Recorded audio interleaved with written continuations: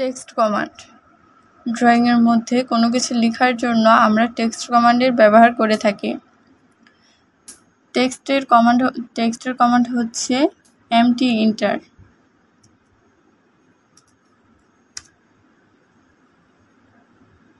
দেন আমরা যেইখানে আমাদের ড্রয়িংয়ের যেই অংশে আমাদের লেখার প্রয়োজন হবে, টেক্সট করার প্রয়োজন হবে, সেখানে জাস্ট এরকম ক্লিক করে ছাড়বো না, একটা ক্লিক করে এরকম ধরে রাখবো, মাউসটা রাইট অংশে ক্লিক করে ধরে রাখবো, ধরে নিচের দিকে জাস্ট একটা ক্লিক করব।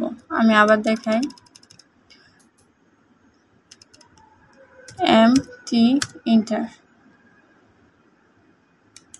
এভাবে জাস্ট একটা ক্লিক করে মাউসে ক্লিক করে এরকম বক্স আকারে এনে এখানে একটা ক্লিক করব, এই কর্নারে ক্লিক করলে এখানে লেখার অপশন চলে আসবে।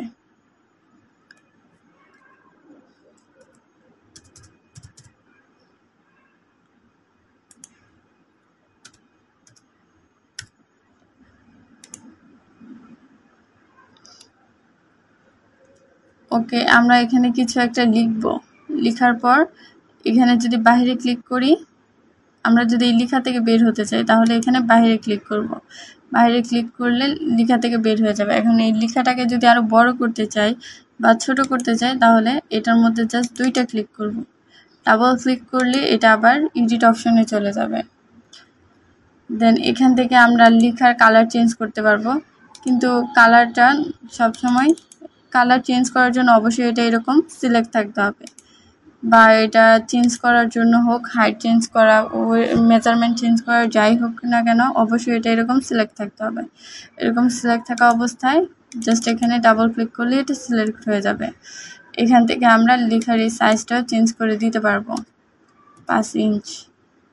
এন্টার। লেখার সাইজটা চেঞ্জ হয়ে গেছে। আবার আরও এডিট করতে চাইলে এটার উপর জাস্ট দুইটা ক্লিক করব। স্কিপ চেপে নিতে হবে, নয়তো কাজ করবে না।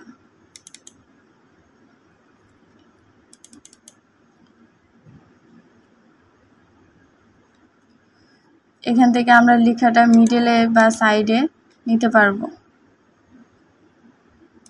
কিন্তু এইগুলোর এত প্রয়োজন হয় না, আমরা মুভ দিয়ে লেখাটাকে এদিক সেদিক করতে পারি। আবার এখানে লেখার বিভিন্ন ধরনের স্টাইল আছে, এখান থেকে চেঞ্জ করে দেওয়া যায়।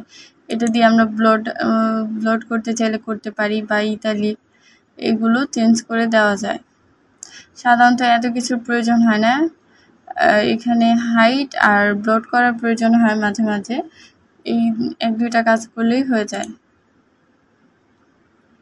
দেন এটাকে যদি মুভ করতে চাই তাহলে মুভ কমান্ডের মাধ্যমে এভাবে সহজে মুভ করতে পারবো। আর যদি বাঁকা করে মুভ করতে চাই তাহলে সেম আগের নিয়ম, অর্থ মোড অফ করে নেব। এই হচ্ছে আমাদের টেক্সট কমান্ড।